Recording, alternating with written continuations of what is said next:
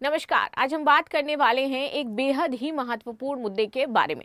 मेरा नाम है प्राची मिश्रा और आप सभी का बहुत बहुत स्वागत है। जिस प्रकार आपने देखा कि भैया इजराइल, ईरान, इसके बाद आप देखोगे कि यूएस, सब जगह पर हमले हो रहे हैं। युद्ध के समय में ऑयल को लेकर के बहुत ज्यादा अनसर्टेनिटी है और इसी बीच इंडिया में जो सबसे इंपॉर्टेंट रिफाइनरी राजस्थान की है उसमें आग लग गई।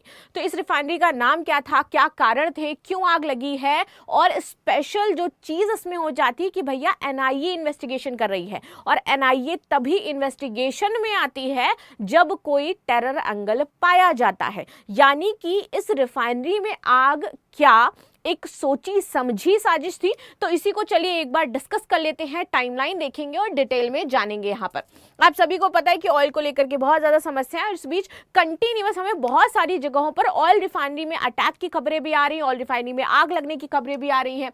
अब ये देखो, सबसे इंपॉर्टेंट चीज पता है क्या थी, क्योंकि यहाँ पर एक दिन जस्ट बाद पीएम मोदी इसको इनॉग्रेट करने आने वाले थे और इसी के एक दिन पहले यहाँ पर ये घटना निकल करके आती है। और टाइमलाइन आप देखो इस घटना की, आप थोड़ा डॉट्स कनेक्ट करके देखो। 22 अप्रैल हम बात करते हैं हमेशा, पुलवामा अटैक हुआ था। 21 तारीख को यहाँ पर हमारी एयरफोर्स इंस्टा पर एक पोस्ट करती है भैया ऑपरेशन सिंदूर को लेकर के, और 21 अप्रैल को ही यहाँ पर इस तरीके से घटना हमारे सामने नजर आ जाती है। तो क्या ये कहीं से लिंक था कि आपको बताया जा रहा है कि इस बार देखो हम आपकी फैसिलिटीज को टारगेट कर रहे हैं, क्योंकि पूरी दुनिया में ऑयल को करके यहां पर प्रॉब्लम चल रही है।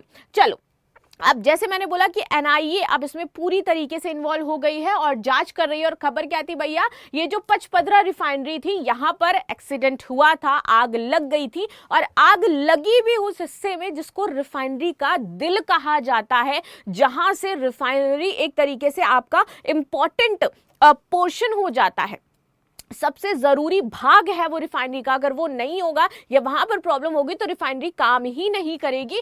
उस जगह पर ये सारी चीजें देखने को मिलती है। यहाँ पर तो राष्ट्रीय जांच एजेंसी ने राजस्थान के पचपदरा बालातोरा स्थित एचपीसीएल राजस्थान रिफाइनरी लिमिटेड में लगी आग की घटना की जांच शुरू कर दी है और इसमें प्रधानमंत्री नरेंद्र मोदी जी आने वाले थे, जिस पर हमने बातचीत करी। जो टीम है उसने बोला है कि हमने पहला जो फर्स्ट एक इन्वेस्टिगेशन होता है उस ट्रायल पर हमने सारे जो पहलू हैं उनकी जांच शुरू करी है, चीजें देखी हैं, यहाँ पर सिक्योरिटी चीजें भी देखी हैं, कोई कहीं पर समस्या है उसको भी हम नोट डाउन कर रहे हैं। तो धीरे धीरे करके हम इसको डीप एनालिसिस करके बता पाएंगे अंतिम कि क्या भाई किस वजह से ये सारी घटना देखने को मिली थी यहाँ पर।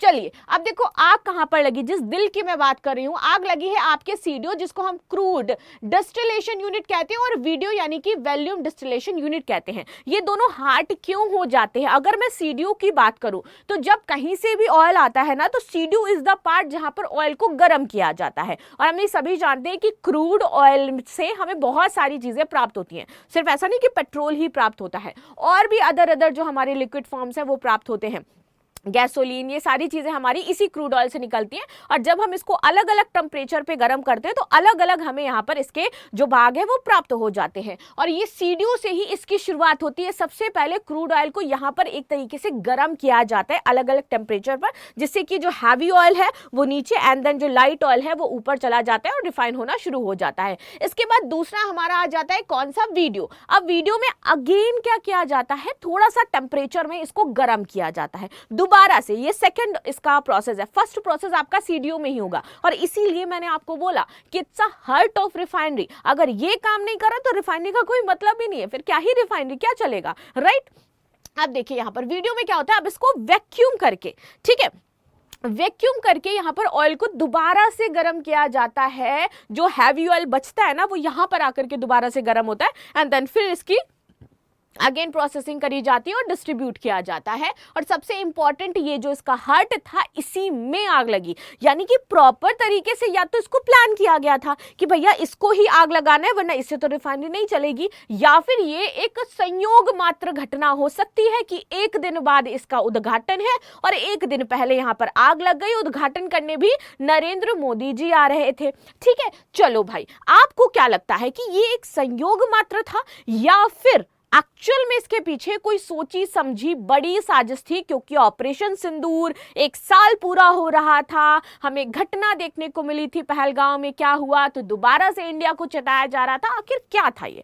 चलो आगे आ जाते हैं। जैसे ही यहाँ पर घटना घटित होती है, ऑफ कोर्स अफरा तफरी मची, लोग भागने लगे, सिक्योरिटी जो सेफ्टी है उसको लेकर के यहाँ पर लोग सवाल उठाने लगे थे। अब बहुत सारे लोग जो है वो कार्य भी नहीं करना चाहेंगे। यहाँ पर अधिक दमकल की गाड़ियां आई, जिला प्रशासन सब कुछ इकट्ठा हो गया यहाँ पर ये देखने के लिए कि हो गया क्या। साथ ही साथ यहाँ पर हमारी मिनिस्ट्री है जो पेट्रोलियम एंड नेचुरल गैस, उसने भी यहाँ पर आपका पोस्ट किया था, ट्वीट किया था।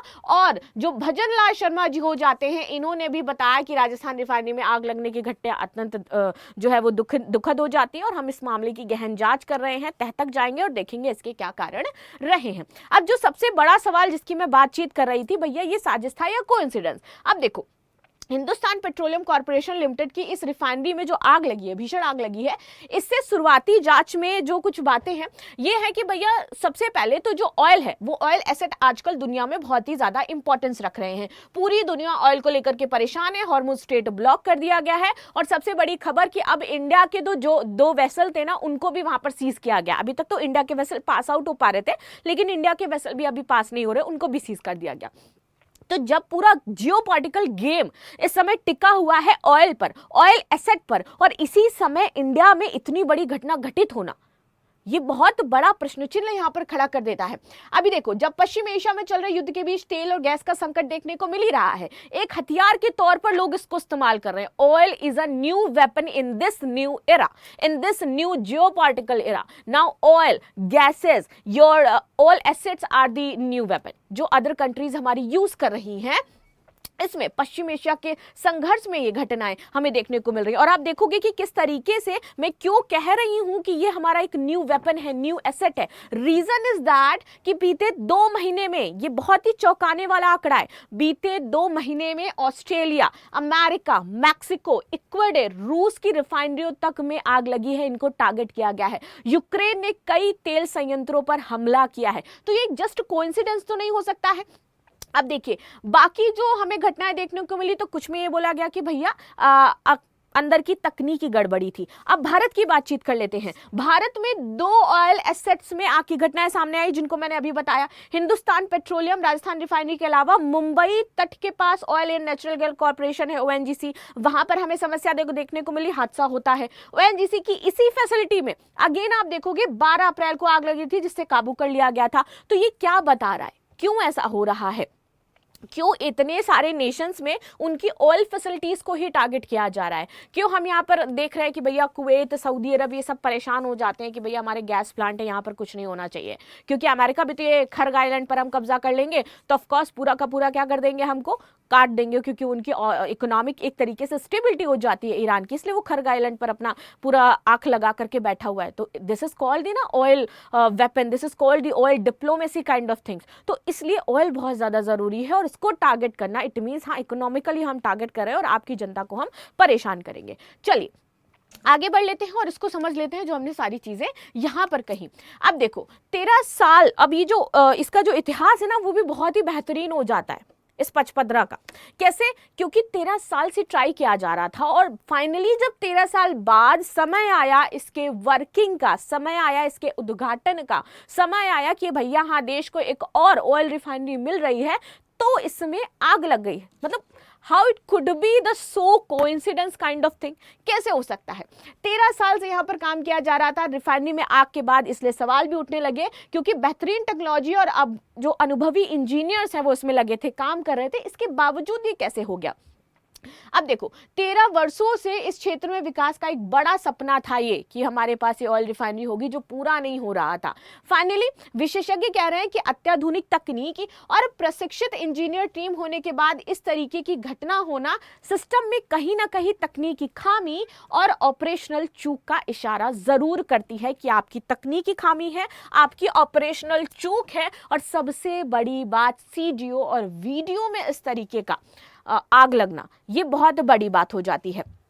अब देखिए आगे आते हैं तो यहाँ पर बोला गया कि इस तरीके की घटनाओं से अगर हमें बचना है तो हमें नियमित मेंटेनेंस, रियल टाइम मॉनिटरिंग और इमरजेंसी रिस्पांस सिस्टम की बहुत ही ज्यादा जरूरत होती है। लेकिन आपने इसमें क्या किया है भैया? इतना पैसा जो इस पचपदरा को दिया गया था, किस लिए दिया गया था? अब आप देखोगे कि कितना समय लगा, कितना बजट का यहाँ पर लफड़ा रहा, तब जाकर के फाइनली ये पास आउट हुआ।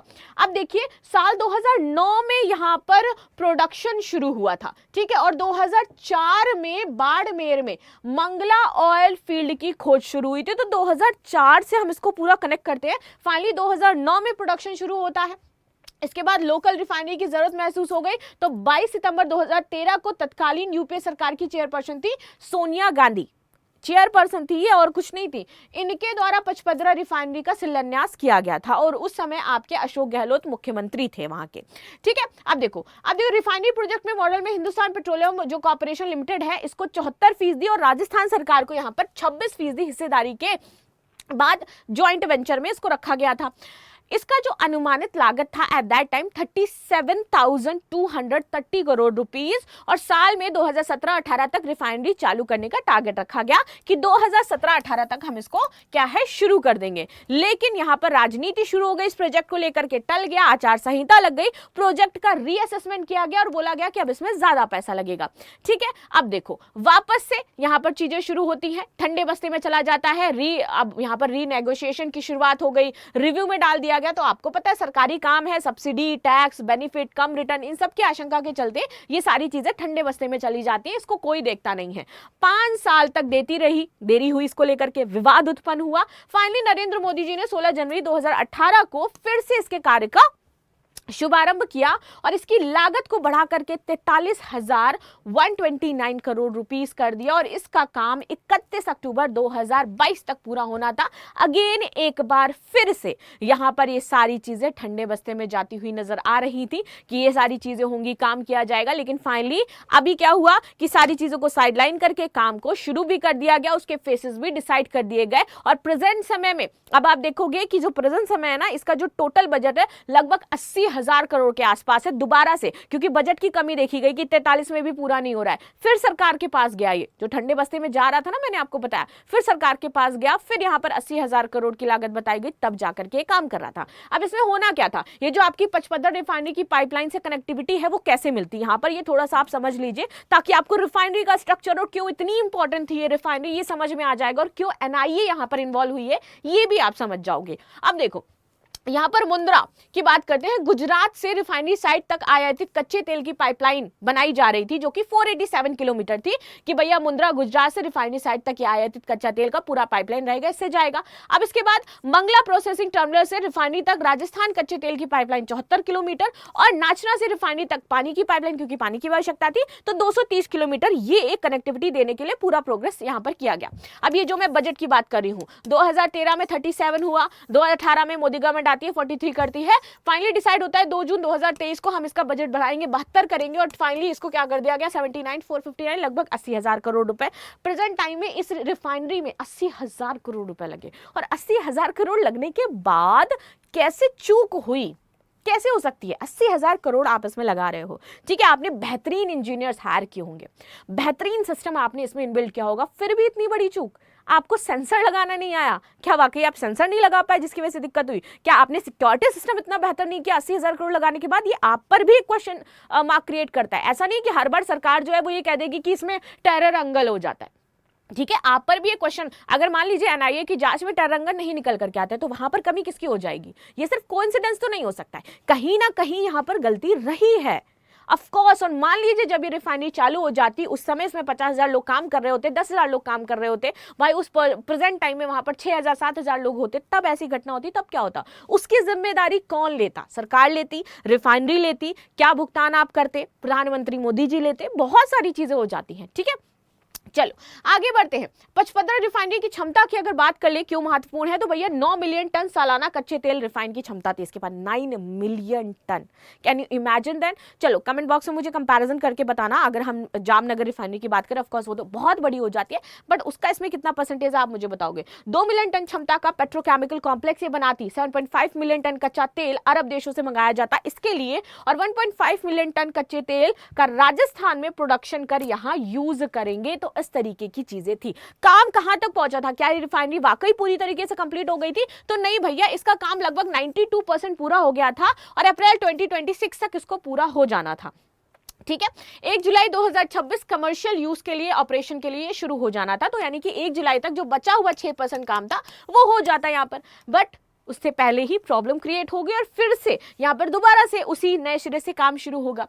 79,459, 43,124 पहली लागत थी जो मैंने आपको ऑलरेडी बता दिया है। संयुक्त उपक्रम की हिस्सेदारी की अगर मैं बात करूं तो HPCL 74% है, राजस्थान सरकार को 26% इसमें मिलेगा। रिफाइनरी की प्रोसेसिंग यूनिट्स की बात करती हूँ, यहाँ पर 13 कुल प्रोसेसिंग यूनिट्स थी, वही आपकी जिसकी हम बात कर रहे हैं, CDO वीडियो ये सब मिला करके, ठीक है। 9 तेल रिफाइनरी थी। पेट्रोकेमिकल यूनिट यहाँ पर आपकी कितनी थी, 4 हो जाती है। क्रूड डिस्टिलेशन यूनिट जिसकी मैंने आपकी बात करी, हर्ट होता है भैया, और वैक्यूम डिस्टिलेशन यूनिट वीडियो, ये सारी चीजें। और डिटेल आपका cooker unit, vacuum gas, oil hydro treater, diesel hydro treater, hydrogen generated units, motor spirit block, sulphur recovery unit, petrochemical फ्यूडलाइज catalytic cracking unit, PFCC gasoline hydro unit. किसी में आग नहीं लगी बट वो मेन जो चीज थी ना उसमें आग लगी है, ये जानना जरूरी है। और 4 पेट्रोकेमिकल यूनिट है, तो dual feed cracker unit, polypropylene unit आपका है, ब्यूटीन 1 है, LLDPE और SDPE स्विंग यूनिट हो जाती है।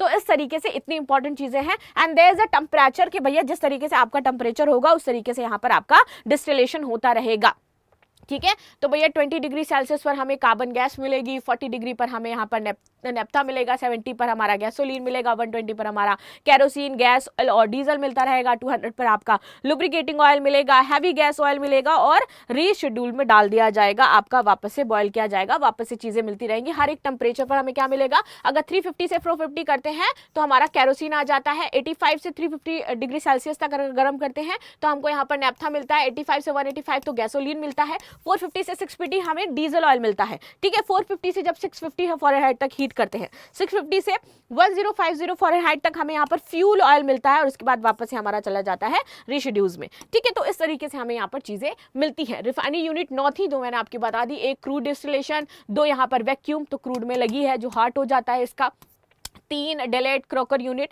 ये सारी चीजें आपको पहले ही पीछे मैंने ऑलरेडी यहाँ पर डिस्कस कर दी हैं क्या क्या यूनिट्स थी।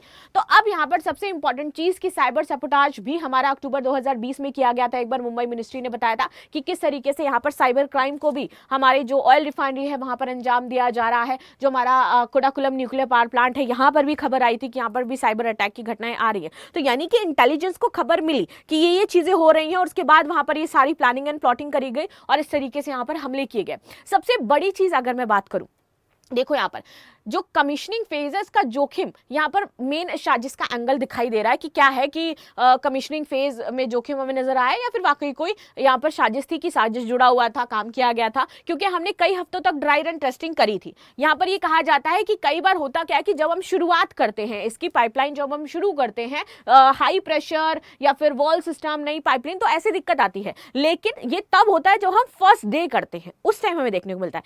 ये सारी चीजें कई हफ्तों से ड्राई रन टेस्टिंग पे ऑलरेडी थी, यानी कि ये पहले दिन नहीं हुआ। क्योंकि ये चीजें आप जो बता रहे हो ना कि हाई प्रेशर का परीक्षण आप कर चुके हो, आप अगर कहो कि वॉल्व और नई पाइपलाइन का परीक्षण वो भी आपने कर लिया था। द प्रॉब्लम इज दैट कि एक हफ्ते से ड्राई रन आप इसे कर रहे थे, सारा आपने चेकिंग कर ली, लेकिन एक हफ्ते बाद जब ये ओपन होना है उसके एक दिन पहले ये कैसे पॉसिबल है कि अचानक से ये सारी चीजें हो जाएंगी जब सारे टेस्टिंग आप पास कर चुके हो। Now this is the main question. चलो अब आते हैं, तो उद्घाटन से एक दिन पहले वॉल्व कैसे लीकेज हो गया जब आपने पहले टेस्ट कर लिया है। अब सिक्योरिटी जोन और अंदरूनी गड़बड़ी की अगर हम बात कर लेते हैं तो भैया ये सिक्योर और प्रतिबंधित जोन के रूप में काम कर रहा था। यहाँ केवल अधिकृत कर्मचारी ही जाते हैं और आपके ठेकेदार ही प्रवेश करेंगे और कोई नहीं जाएगा, यानी कि बाहर का कोई भी पर्सन अलाउ नहीं था। तो या तो यहाँ पर अधिकृत कर्मचारी या ठेकेदार, उनमें प्रॉब्लम हुई है ना। अब इस संदर्भ में जो जांच का हिस्सा है वो इन्हीं के आसपास घूम रहा है कि क्या कुछ अंदरूनी लोग ही इस प्रोजेक्ट में ऐसे शामिल थे जो कहीं और से लिंक थे या फिर जुड़े हुए थे। ऊर्जा सुरक्षा और राष्ट्रीय महत्व की ये बात हो जाती है। हर एक नेशन के लिए इस समय जो उनकी ऊर्जा सुरक्षा है वो महत्वपूर्ण है। और मैंने ऑयल डिप्लोमेसी आपको बता ही दी, जो चल रहा है, oil is a new war, like new weapon in this war, तो इसीलिए यहाँ पर इंपॉर्टेंट है। अब देखो पूरा एक अगर हम फीचर करके देखें कि क्या क्या चीजें हैं। सिक्योरिटी अगर हम बात करें तो इंटरनल जो प्लान सिक्योरिटी है, यहाँ पर SPG था, IB था, स्टेट पुलिस था और CID कवरेज तक था। ये इतनी हाई सिक्योरिटी के बावजूद अगर सिक्योरिटी ब्रीच होती है तो क्वेश्चन मार्क हम पर ही लगना चाहिए भाई। इन्वेस्टिगेशन इंटरनल सेफ्टी कमेटी यहाँ पर मिनिस्ट्री, NIA और फॉरेंसिक एक्सपर्ट्स कर रहे हैं। इम्पैक्ट लोकल प्रोडक्शन यहाँ पर अब डिले हो जाएगा, नेशनल हेडलाइंस और इंटरनेशनल इमेज हमारी इससे थोड़ी बहुत प्रभावित होगी। टाइमिंग देखो, रैंडम टाइमिंग नहीं है भैया, पीएम मोदी यहाँ पर वीवीआईपी इनॉग्रेशन होने वाला था, तो it's not a kind of random timing. इसलिए हम इस सारी चीजों की बात कर रहे हैं कि कहीं ना कहीं कोई एंगल ऐसा जरूर है जिसे शायद हम नहीं देख पा रहे हैं, या फिर इसमें इन्वॉल्व होकर के कुछ चीजों को अंजाम दिया गया है, क्योंकि ये जस्ट तभी हुआ जब हमारा ऑपरेशन सिंदूर और ये पहलगांव हमला हुआ था। तो अगर ये कोई टेरर एंगल है तो ये बहुत ही एक सिक्योरिटी सैबोटाज जो हमें देखने को मिल रहा है, इतनी सारी चीजों के बावजूद अगर टेरर एक्टिविटी देखने को मिल रही है और हमारे यहां तक पहुंच गई है, तो ये क्वेश्चन मार्क है हमारे चीजों पर, हमारे प्रशासन पर, हमारी राष्ट्रीय सुरक्षा पर, कि हम फिर कर क्या रहे हैं। राइट तो इस पर आप सभी की क्या राय है जरूर बताइएगा। मिलते हैं नेक्स्ट क्लास में, तब तक के लिए धन्यवाद। लाइक शेयर सब्सक्राइब करना बिल्कुल भी ना भूलें, and thank you so much.